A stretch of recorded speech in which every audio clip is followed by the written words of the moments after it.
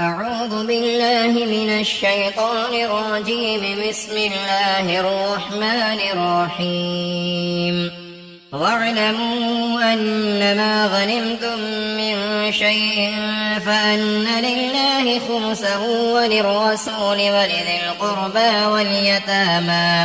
واليتامى والمساكين وابن السبيل إن كنتم آمنتم بالله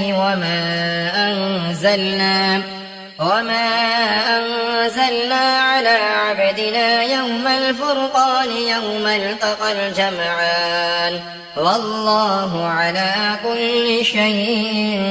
قدير. إذ أنتم بالعدوة الدنيا وهم بالعدوة القصوى والركب أسفل منكم ولو تواعدتم لاختلفتم في الميعاد ولكن ليقضي الله أمرا كان مفعولا ليهلك من هلك عن بينة ويحيى من حي عن بينة وإن الله لسميع عليم. إذ يريكهم الله في منامك قليلا ولو أراكهم كثيرا لفشلتم ولتنازعتم في الأمر ولكن الله سلم إنه عليم بذات الصدور. وإذ يريكموهم إذ التقيتم في أعينكم قليلا ويقللكم في أعينهم ليقضي الله أمرا كان مفعولا وإلى الله ترجع الأمور. يا أيها الذين آمنوا إذا لقيتم فئة فاثبتوا واذكروا الله كثيرا لعلكم تفلحون.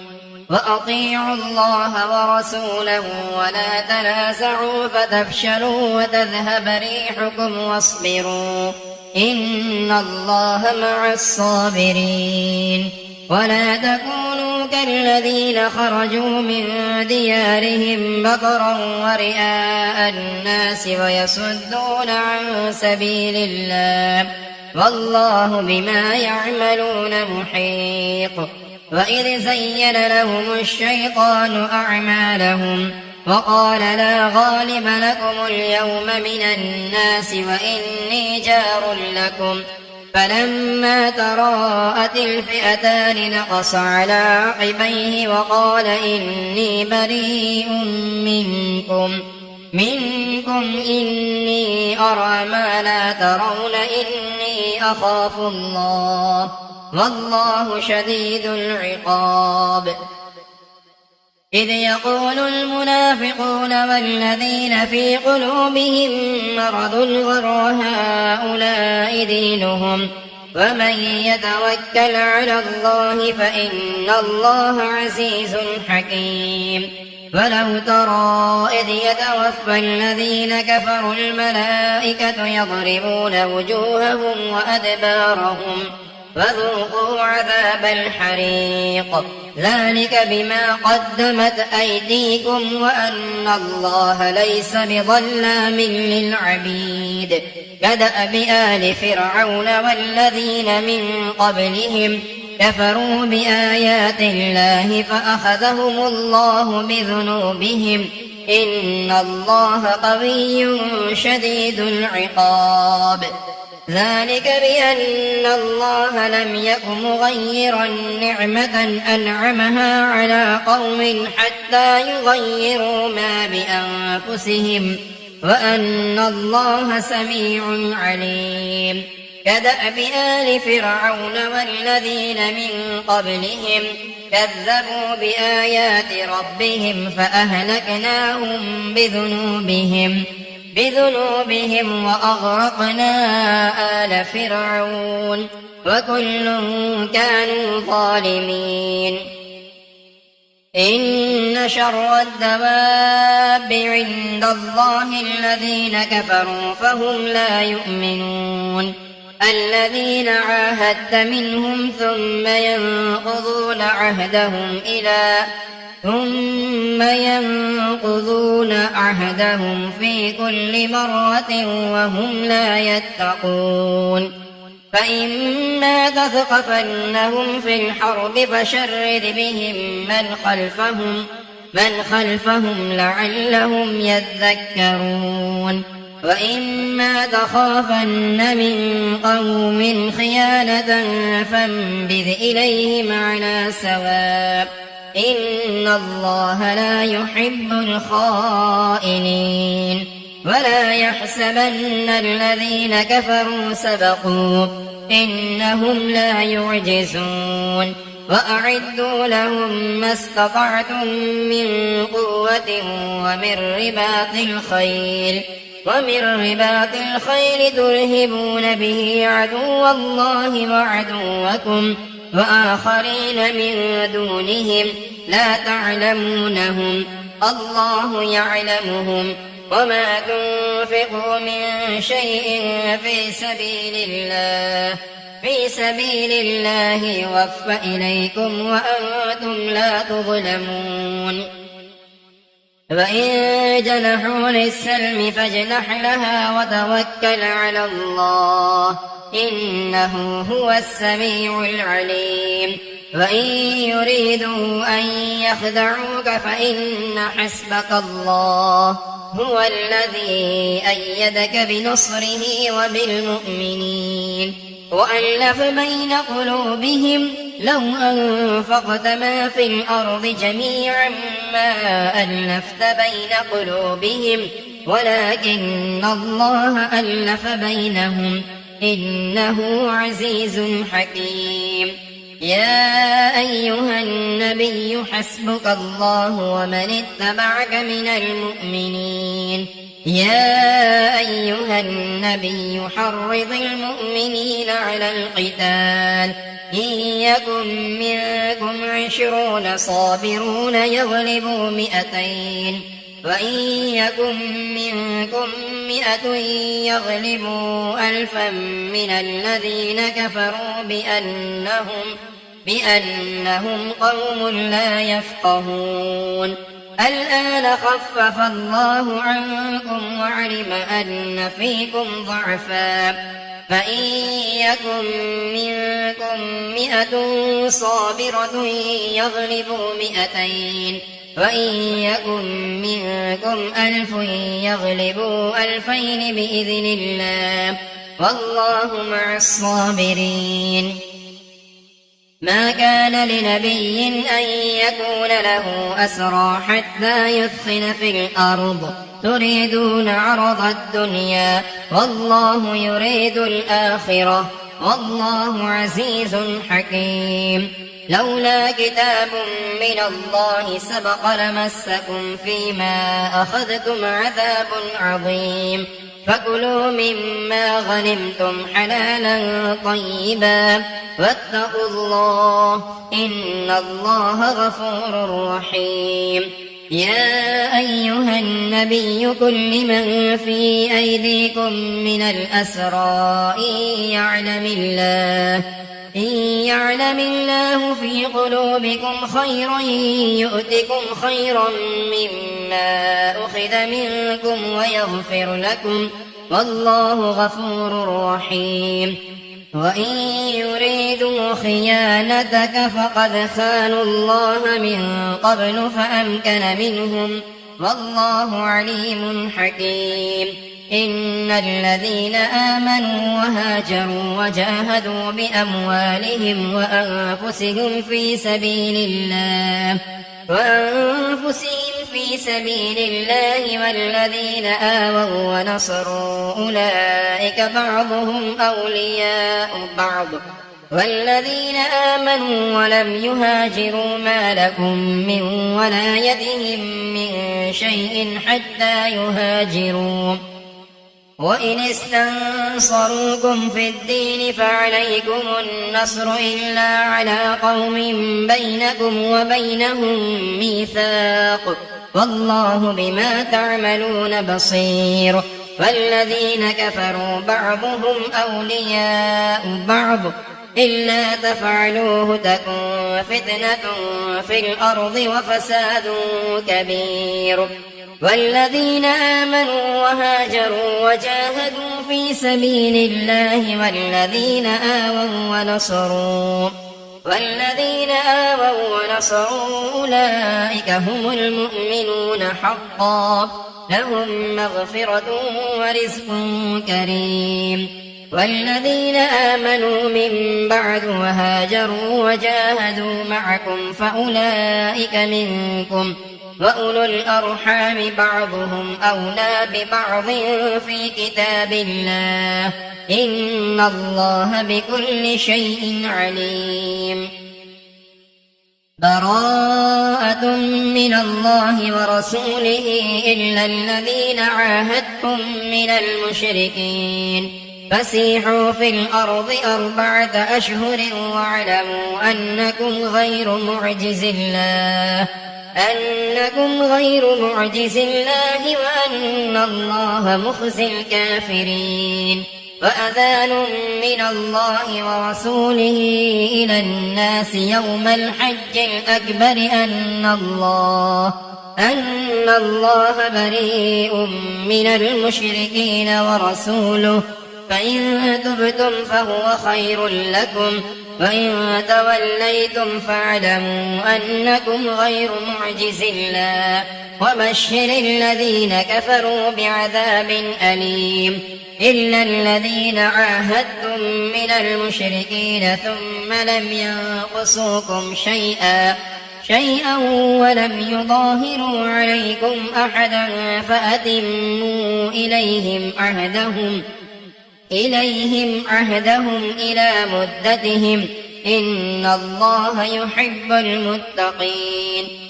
فإذا سلخ الأشهر الحرم فاقتلوا المشركين حيث وجدتموهم واخذوهم واحصروهم واقعدوا لهم كل مرصد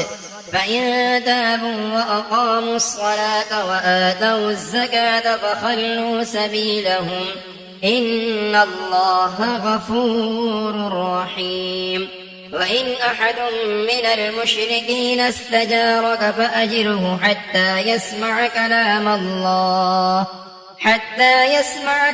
الله ثم أبلغه مأمنه ذلك بأنهم قوم لا يعلمون كيف يكون للمشركين عهد عند الله وعند رسوله إلا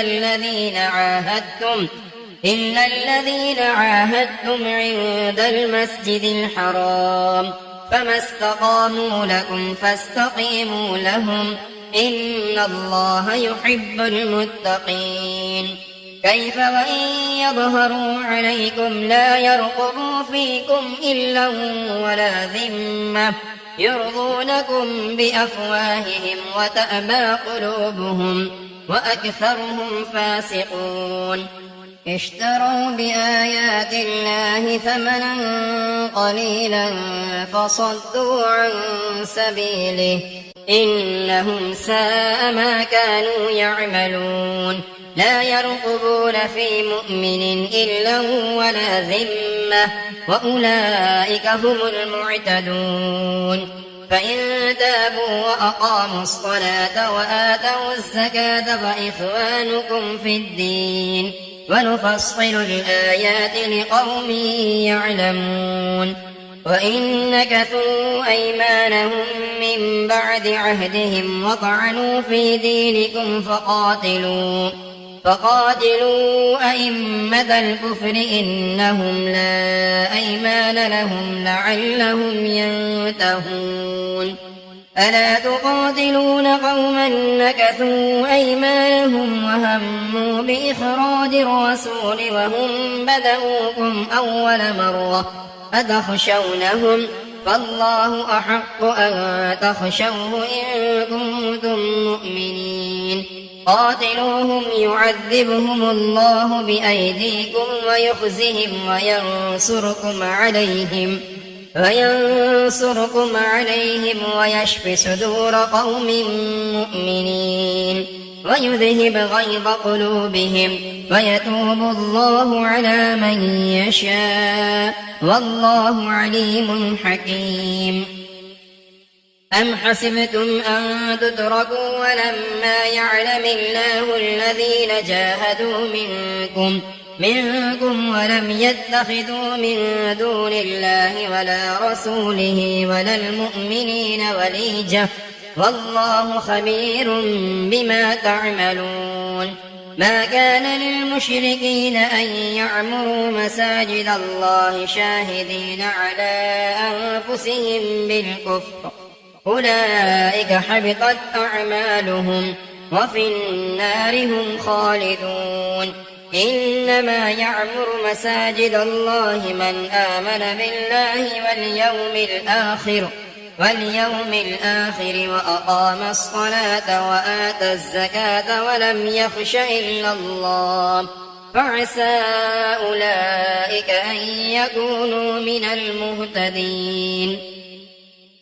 أجعلتم سقاية الحاج وعمارة المسجد الحرام كمن آمن بالله واليوم الآخر وجاهد في سبيل الله لا يستوون عند الله والله لا يهدي القوم الظالمين. الذين آمنوا وهاجروا وجاهدوا في سبيل الله بأموالهم وأنفسهم أعظم درجة عند الله وأولئك هم الفائزون. يبشرهم ربهم برحمة منه ورضوان وجنات لهم فيها نعيم مقيم خالدين فيها أبدا إن الله عنده أجر عظيم. يا أيها الذين آمنوا لا تتخذوا آباءكم وإخوانكم أولياء إن استحبوا الكفر على الإيمان ومن يتولهم منكم فأولئك هم الظالمون. قل إن كان آباؤكم وأبناؤكم وإخوانكم وأزواجكم وعشيرتكم وأموال اقترفتموها وتجارة تخشون كسادها ومساكن ترضونها أحب إليكم من الله ورسوله وجهاد في سبيله فتربصوا حتى يأتي الله بأمره والله لا يهدي القوم الفاسقين. لقد نصركم الله في مواطن كثيرة ويوم حنين إذ أعجبتكم كثرتكم فلم تغن عنكم شيئا وضاقت عليكم الأرض بما رحبت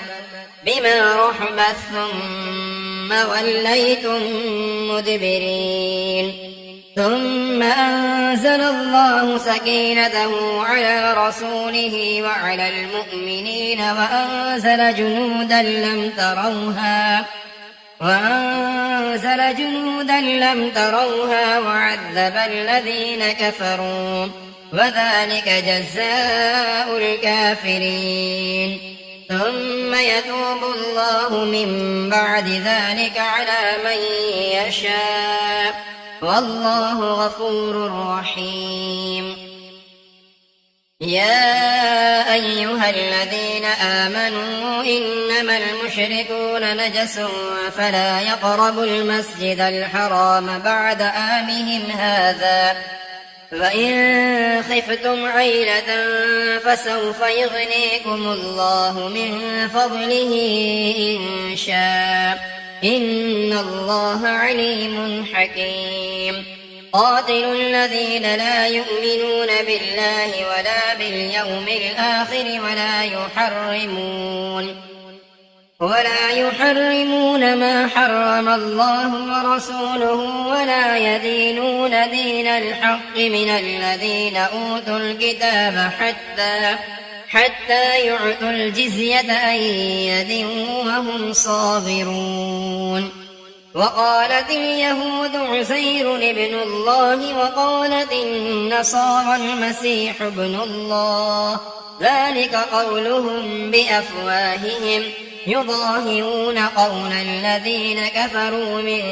قبل قاتلهم الله أنى يؤفكون. اتخذوا أحبارهم ورهبانهم أربابا من دون الله والمسيح ابن مريم، وما أمروا إلا ليعبدوا إلها واحدا لا إله إلا هو سبحانه عما يشركون. يريدون أن يطفئوا نور الله بأفواههم ويأبى الله إلا أن يتم نوره ولو كره الكافرون. هو الذي أرسل رسوله بالهدى ودين الحق ليظهره على الدين كله ولو كره المشركون. يا أيها الذين آمنوا إن كثيرا من الأحبار والرهبان ليأكلون أموال الناس بالباطل ويصدون عن سبيل الله. والذين يكنزون الذهب والفضة فلا ينفقونها في سبيل الله فبشرهم بعذاب أليم. يوم يحمى عليها في نار جهنم فتكوى بها جباههم وجنوبهم وظهورهم، هذا ما كنزتم لأنفسكم فذوقوا ما كنتم تكنزون. إن عدة الشهور عند الله 12 شهرا في كتاب الله يوم خلق السماوات والأرض منها 4 حرم، ذلك الدين القيم، فلا تظلموا فيهن أنفسكم وقاتلوا المشركين كافة كما يقاتلونكم كافة، واعلموا أن الله مع المتقين. إنما النسيء زيادة في الكفر يضل به الذين كفروا يحلونه عاما ويحرمونه عاما ليواطعوا عدة ما حرم الله فيحلوا ما حرم الله، زين لهم سوء أعمالهم والله لا يهدي القوم الكافرين. يا أيها الذين آمنوا ما لكم إذا قيل لكم انفروا في سبيل الله اثاقلتم إلى الأرض أرضيتم بالحياة الدنيا من الآخرة فما متاع الحياة الدنيا في الآخرة إلا قليل. إلا تنفروا يعذبكم عذابا أليما ويستبدل قوما غيركم ولا تضروه شيئا والله على كل شيء قدير. إلا تنصروه فقد نصره الله إذ أخرجه الذين كفروا ثاني اثنين إذ هما في الغار إذ يقول لصاحبه لا تحزن إن الله معنا، فأنزل الله سكينته عليه وأيده بجنود لم تروها وجعل كلمة الذين كفروا السفلى وكلمة الله هي العليا والله عزيز حكيم. انفروا خفافا وثقالا وجاهدوا بأموالكم وأنفسكم في سبيل الله ذلكم خير لكم إن كنتم تعلمون. لو كان عرضا قريبا وسفرا قاصدا لاتبعوك ولكن بعدت عليهم الشقة وسيحلفون بالله لو استطعنا لخرجنا معكم يهلكون أنفسهم والله يعلم إنهم لكاذبون عفى الله عنك لم أذنت لهم حتى يتبين لك الذين صدقوا وتعلم الكاذبين لا يستأذنك الذين يؤمنون بالله واليوم الآخر أن يجاهدوا بأموالهم وأنفسهم والله عليم بالمتقين إنما يستأذنك الذين لا يؤمنون بالله واليوم الآخر وارتابت قلوبهم فهم في ريبهم يترددون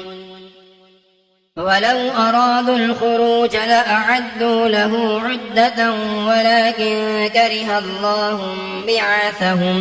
بعاثهم فثبطهم وقيل اقعدوا مع القاعدين لو خرجوا فيكم ما زادوكم إلا خبالا ولأوضعوا خلالكم يبغونكم الفتنة وفيكم سماعون لهم والله عليم بالظالمين لقد ابتغوا الفتنة من قبل وقلبوا لك الأمور حتى جاء الحق وظهر أمر الله وهم كارهون ومنهم من يقول ذل لي ولا تفتني ألا في الفتنة سقطوا وإن جهنم لمحيطة بالكافرين إن تصبك حسنة تسؤهم وإن تصبك مصيبة يقولوا قد أخذنا أمرنا من قبل ويتولوا وهم فرحون قل لن يصيبنا إلا ما كتب الله لنا هو مولانا وعلى الله فليتوكل المؤمنون قل هل تربصون بنا إلا إحدى الحسنيين ونحن نتربص بكم أن يصيبكم الله بعذاب من عنده أو بأيدينا فتربصوا إنا معكم متربصون قل أنفقوا طوعا أو كرها لن يتقبل منكم إنكم كنتم قوما فاسقين وما منعهم أن تقبل منهم نفقاتهم إلا أنهم كفروا بالله وبرسوله ولا يأتون الصلاة إلا وهم كسالى ولا ينفقون إلا وهم كارهون فلا تعجبك أموالهم ولا أولادهم إنما يريد الله ليعذبهم بها في الحياة الدنيا وتزهق أنفسهم وهم كافرون ويحلفون بالله إنهم لمنكم وما هم منكم ولكنهم قوم يفرقون لو يجدون ملجأ أو مغارات أو مدخلا لولوا إليه وهم يجمحون ومنهم من يلمسك في الصدقات فإن أعطوا منها رضوا وإن لم يعطوا منها إذا هم يسخطون ولو أنهم رضوا ما آتاهم الله ورسوله وقالوا حسبنا الله سيؤتينا الله من فضله ورسوله إنا إلى الله راغبون إنما الصدقات للفقراء والمساكين والعاملين عليها والمؤلفة قلوبهم وفي الرقاب والغارمين وفي سبيل الله وابن السبيل فريضة من الله والله عليم حكيم. ومنهم الذين يؤذون النبي ويقولون هو أذن قل أذن خير لكم يؤمن بالله ويؤمن للمؤمنين ورحمة للذين آمنوا منكم والذين يؤذون رسول الله لهم عذاب أليم. يحلفون بالله لكم ليرضوكم والله ورسوله أحق أن يرضوه إن كانوا مؤمنين. ألم يعلموا أنه من يحادد الله ورسوله فأن له نار جهنم خالدين فيها ذلك الخزي العظيم. يحذر المنافقون أن تنزل عليهم سورة تنبئهم بما في قلوبهم قل استهزئوا إن الله مخرج ما تحذرون. ولئن سألتهم ليقولن إنما كنا نخوض ونلعب قل أبالله وآياته ورسوله كنتم تستهزئون لا تعتذروا قد كفرتم بعد إيمانكم إن نعف عن طائفة منكم نعذب طائفة بأنهم كانوا مجرمين. المنافقون والمنافقات بعضهم من بعض يأمرون بالمنكر وينهون عن المعروف ويقبضون أيديهم نسوا الله فنسيهم إن المنافقين هم الفاسقون. وعد الله المنافقين والمنافقات والكفار نار جهنم خالدين فيها هي حسبهم ولعنهم الله ولهم عذاب مقيم. كالذين من قبلكم كانوا أشد منكم قوة وأكثر أموالا وأولادا فاستمتعوا بخلاقهم فاستمتعتم بخلاقكم كما استمتع الذين من قبلكم بخلاقهم وخذتم كالذي خاضوا أولئك حبطت أعمالهم في الدنيا والآخرة وأولئك هم الخاسرون. ألم يأتهم نبأ الذين من قبلهم قوم نوح وعاد وثمود وقوم إبراهيم وأصحاب مدين والمؤتفكات أتتهم رسلهم بالبينات فما كان الله ليظلمهم ولكن كانوا أنفسهم يظلمون. والمؤمنون والمؤمنات بعضهم أولياء بعض يأمرون بالمعروف وينهون عن المنكر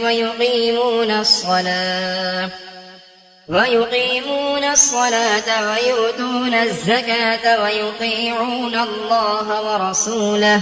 أولئك سيرحمهم الله إن الله عزيز حكيم. وعد الله المؤمنين والمؤمنات جنات تجري من تحتها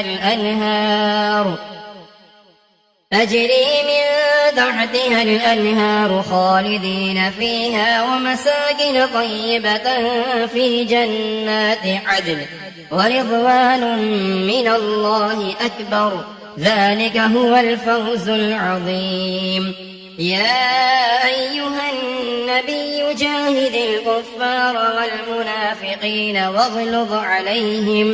ومأواهم جهنم وبئس المصير يحلفون بالله ما قالوا ولقد قالوا كلمة الكفر وكفروا بعد إسلامهم وهموا بما لم ينالوا وما نقموا إلا أن أغناهم الله ورسوله من فضله فإن يتوبوا يك خيرا لهم وإن يتولوا يعذبهم الله عذابا أليما في الدنيا والآخرة وما لهم في الأرض من ولي ولا نصير ومنهم من عاهد الله لئن آتانا من فضله لنصدقن ولنكونن من الصالحين فلما آتاهم من فضله بخلوا به وتولوا وهم معرضون فأعقبهم نفاقا في قلوبهم إلى يوم يلقونه بما أخلفوا الله ما وعدوه وبما كانوا يكذبون ألم يعلموا أن الله يعلم سرهم ونجواهم وأن الله علام الغيوب الذين يلمزون المطوئين من المؤمنين في الصدقات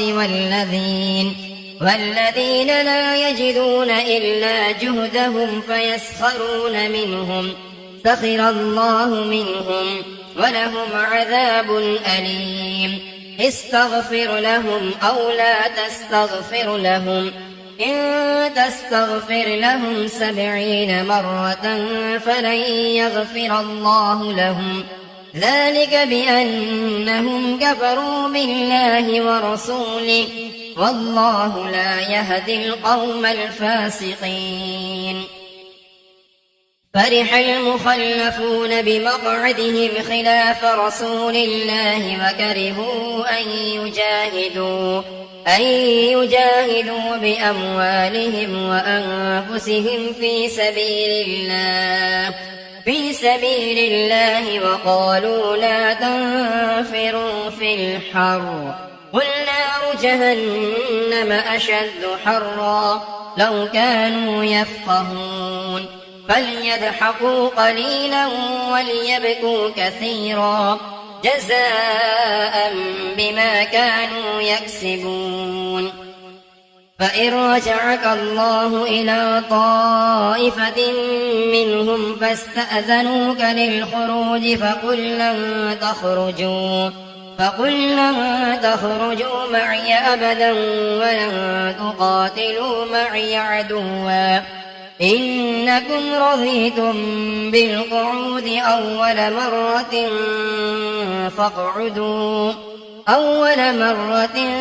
فاقعدوا مع الخالفين ولا تصل على أحد منهم مات أبدا ولا تقم على قبره إنهم كفروا بالله ورسوله وماتوا وهم فاسقون ولا تعجبك أموالهم وأولادهم إنما يريد الله أن يعذبهم بها في الدنيا وتزهق أنفسهم وهم كافرون وإذا أنزلت سورة أن آمنوا بالله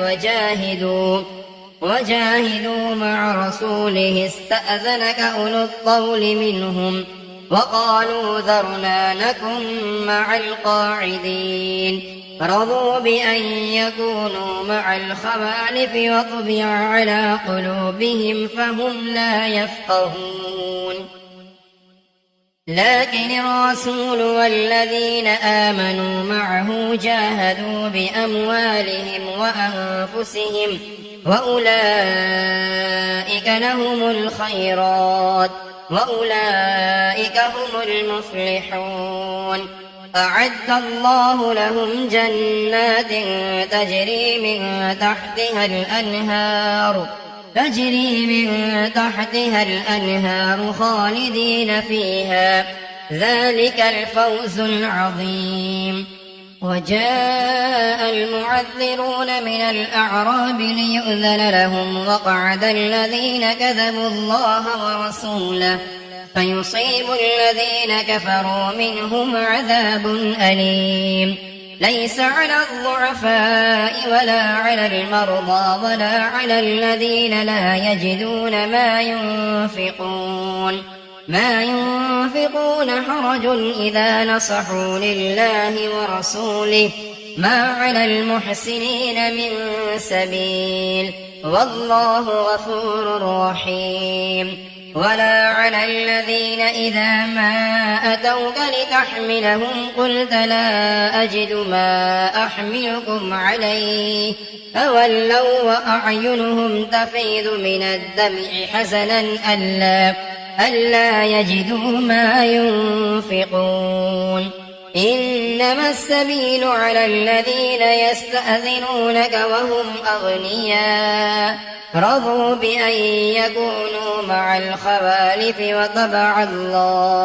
وطبع الله على قلوبهم فهم لا يعلمون.